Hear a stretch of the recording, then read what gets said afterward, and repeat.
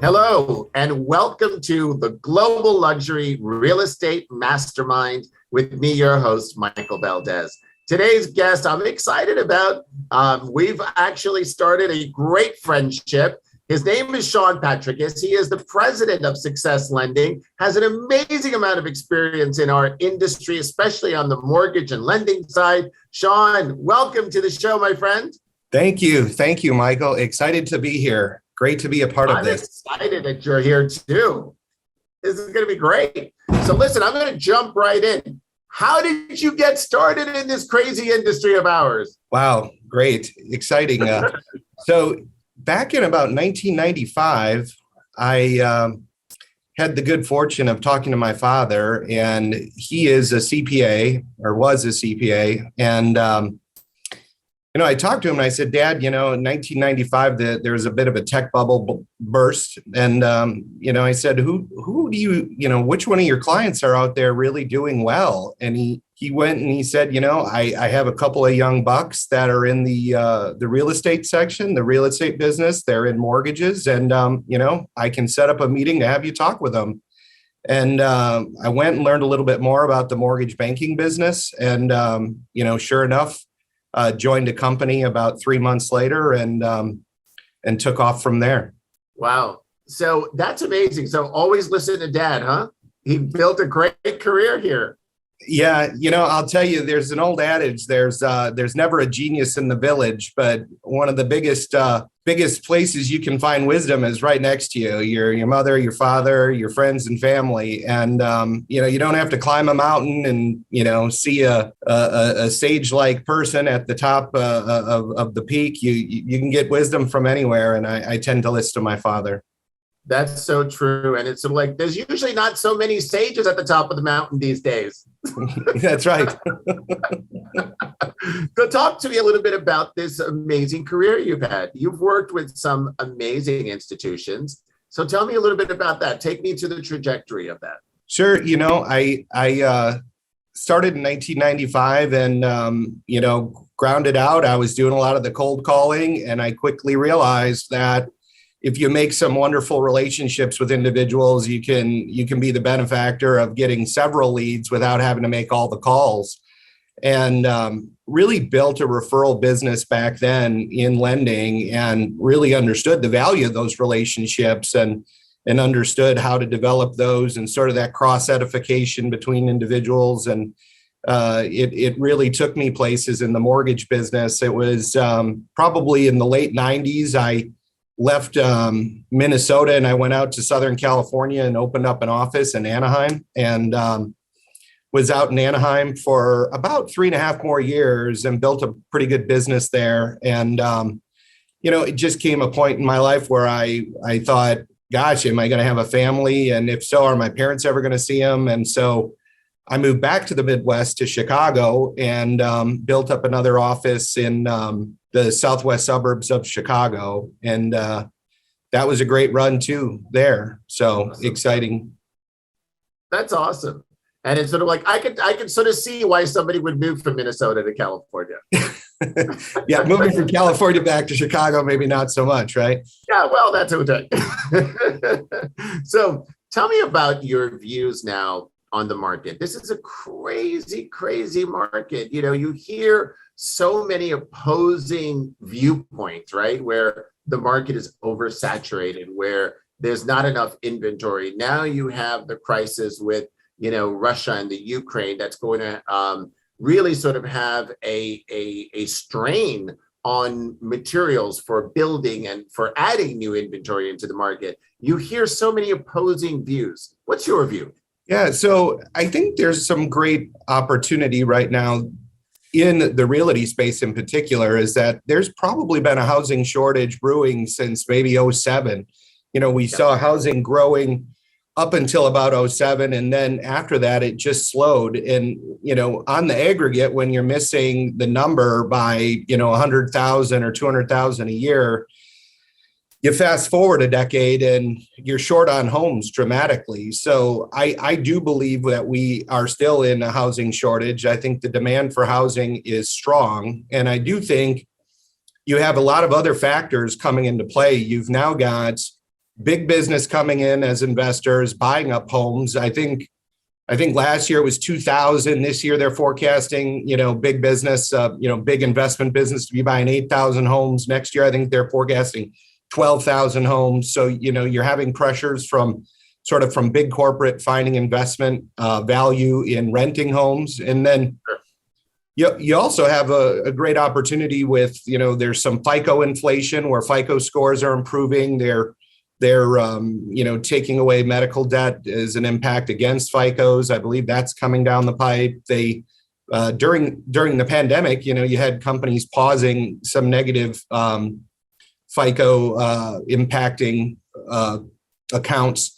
And, FICOs were increasing by 10, 12 basis points, 12 points during that time. So what you're seeing is you're finding people out there that can also afford home ownership. And that's exacerbating even, more of a lack of or shortage of housing. So, in general, I see the market continuing in the purchase realm very, very strongly. And I don't think anybody's going to argue that interest rates are going to continue to grow, go northbound until they can slow down inflation. So I think the purchase market is where it's at. I think the realty market, is in for a great run. And I think there's probably a lot of opportunity for builders out there and for anybody really trying to create gateway housing, first-time homebuyer housing. I think there's a shortage for that. And the cycle really begins there and who's going to sell and buy the next one. So big opportunities right now, in my opinion. I love that. No, and I agree with you completely. It's sort of like every indication shows it on a global scale, by the way, because obviously this is a global phenomenon. So you're sort of seeing housing prices going up in almost every market that we operate in as eXp Realty, but really overall, just sort of seeing how bullish everybody still is in real estate, even though we are now going to enter into an environment of rising interest rates. And so tell me a little bit about now the great sort of venture you've taken over with Success Lending and the association with eXp Realty. Tell me a little bit about that. Yeah, just the best opportunity I think I've had to be involved in the last probably 15, 20 years of my career. I've built some major platforms on 2 or 3 occasions now in a national platform, and I think I've certainly done a couple local rebuilds in my career, but this is the best opportunity I've ever seen. eXp's got such a unique culture, and it's such a unique company in that it's this platform that's level across, and it just has an incentive for everybody to help everybody there. Right. And when I saw the platform, it made so much sense to me to try to get in and be the lender that drives the parity with eXp and that opportunity. And it's rare to see that. People would say to me, well, it's a virtual platform, and they'd give me a lot of reasons why it would be a tough sell, but it's the incentives that exist at eXp drives a culture where everybody wants to work together and really propel the whole brokerage forward. And that's where the opportunity in the mortgage business as a partner and being owned by eXp, it really creates the biggest opportunity. When I'm talking to agents and influencers and others at eXp, they are interested at propelling their company. They're interested in all things eXp, and they have plenty of incentives to behave that way. And that's that culture where I've been embraced really positively by so many people in the organization that I'm just so grateful and thankful to be a part of the business here. I really can't even express it. And we're so glad to have you. I mean, and you got thrown into the deep end, didn't you? You came into the first event, which was EXPCon, that had 6,000 people in Vegas, and that was your very first event. What on earth were you thinking at that point? I don't know.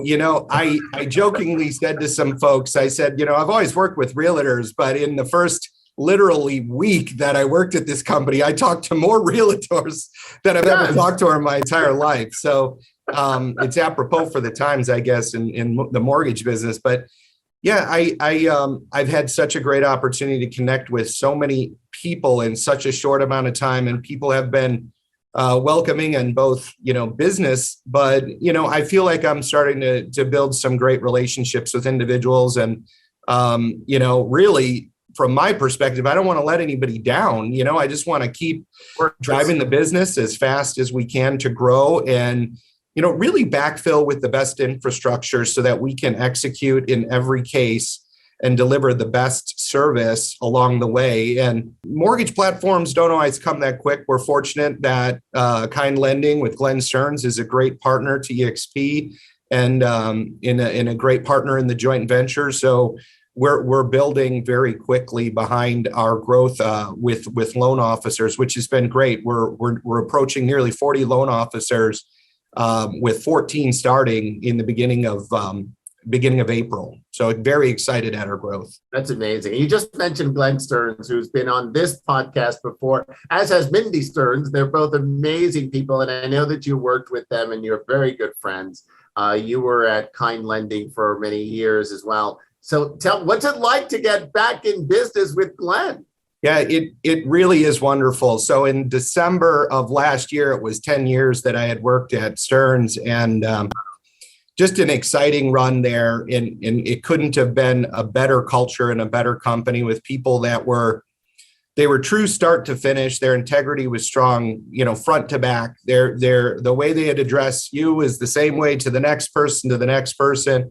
Not a lot of inconsistencies there. Everybody really had a deep caring for themselves and the environment of the organization. So, when I talked to Glenn, it was more like, hey, come back to work at Kind Lending, instead of what we'd say the other company here, but it's coming back to work with him. And it was a very comfortable fit. And, it's not comfortable where it's not challenging, but it's comfortable that I know how he's going to operate. And I know his integrity is going to be very strong and he's going to be extremely fair. So I was really, really happy this time to be endorsed by Glenn to earn this opportunity with EXP and Success Lending. And he is such an amazing human being. I loved having a conversation with him and hearing his stories. And I know you probably have quite a few too. I don't know if you can share any on this podcast, but he is an amazing character. Yeah. So Glenn is, individually, he's about the nicest fellow you're going to meet. Yeah. He's going to be so respectful and very honorable. Mindy as well. At Kind Lending, they absolutely have a kind culture there. Mindy is their chief kindness officer. She literally calls every new employee and introduces herself and welcomes them to the organization. I actually was in the office and heard her calling a new employee, and I was just like, wow, I was so appreciative. I actually sent her a text and I was like, thank you so much, that she does that. But it's a quick embrace right away. And after working with him for 10 years, I was with him for 10 years, even in the very beginning, I had contact with him and he was present in the business. And now I'm with him all the time. So it's just great to be back. I love that. So tell me what the greatest lesson you've learned in your career thus far. Yeah, I think there's a lot of them, and I'll start with the answer to your question, but I'll give you a couple of follow-ups. Sure. Again, my father passed away last year, and his favorite thing to say to me was, "You got to listen. You got to listen to people." And a lot of times you find yourself talking, but you're not actually listening. And I think that's really important. It goes back to, people are telling you what they want. They're telling you how they want the relationship to work. They're telling you how they want to define things. And if you just listen closely, you can find ways to work with just about anybody. And I think that's really, really important. But some of the other big ideas I've had, or some of the other influential thoughts I've had throughout my career are thinking big. I didn't always think as big as I do now. And, maybe I thought I didn't qualify to think big earlier. And thinking big is something everybody should do, no matter how big their business is initially or how big they think they can get it. And that's the biggest impact zone I think, really individuals can have. I've talked to people that started out in mortgage and even realty, and they've asked some advice saying, you've been doing this for 25 years. And I wish I would have told them to think bigger. They've done such amazing things that it's actually proven to me how big you can think. And it's made me now think big. So very important. And it's crazy when we're surrounded by these huge, big thinkers. When you think of Glenn Sanford and Glenn Stearns and, these billionaires that have created amazing companies, it challenges you to sort of, you see the possibility every day around you.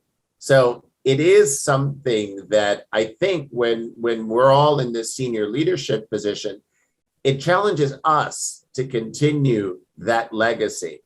So I love the think big.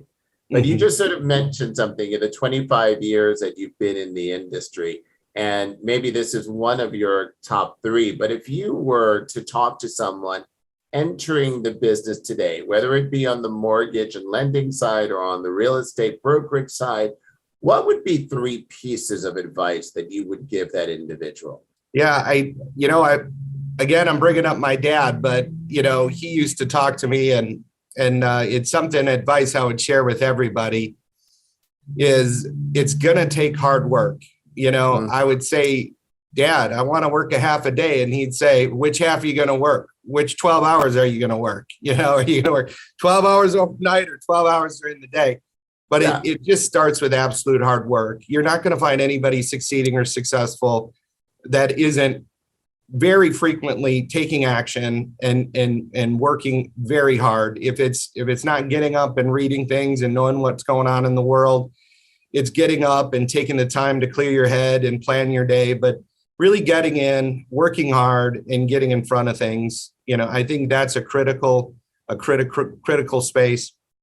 I think learning to work with people and collaborate is really, really important. And I'm going to tell you, collaboration is going to make everybody successful. I've often said cooperation is required in corporations, and it's that collaborative cooperating with one another to work together to get projects done.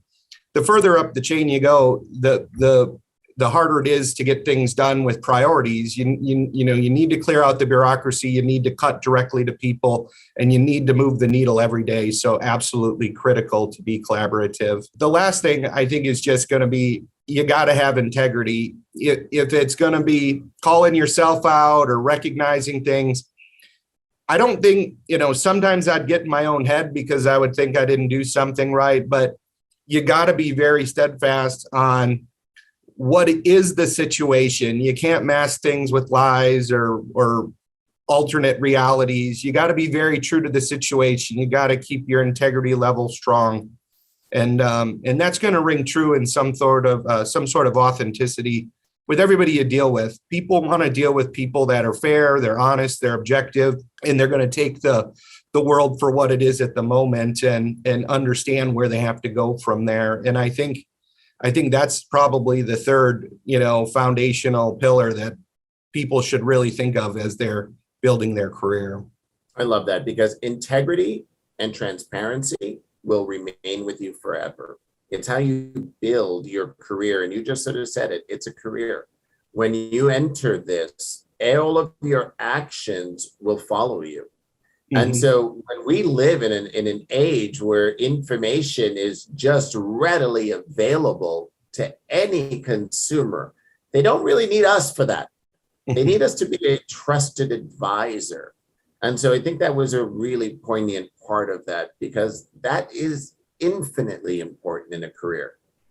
So I probably know the answer to this because you've mentioned him a couple of times already, but who was the most influential person in your life and why? Yeah, it's hard. I hear people answer this question a lot of different ways, but I think it's the people you have around you a lot of times the most, because they're driving a lot of the influence. I would say my dad, early on, I haven't seen, he passed away, but I haven't seen him much in the last probably 10 or 15 years. And that might be a small regret of mine, but I've had a chance to work with some really successful people in the industry.